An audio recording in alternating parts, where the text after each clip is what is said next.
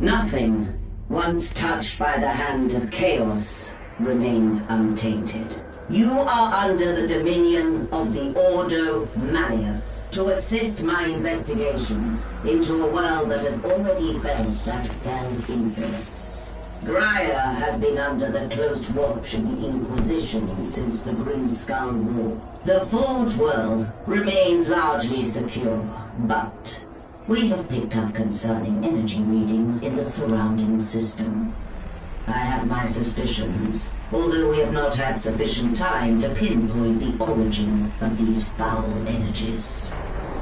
While most of the planet remains unaffected, it is my belief that rogue elements within the Adeptus Mechanicus may have been experimenting with a surviving fragment of Inquisitor Drogon's power source.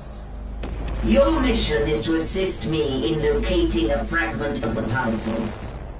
While I consider this threat extremely serious, your superiors have seen fit to second only a handful of you to my supervision. In the absence of a larger force, we should pray to the Emperor that this does not develop into a more dire situation. This servo skull will guide you. In Commodus here is one of the few sanctified and preserved from the purging of Drogon's heretical archives.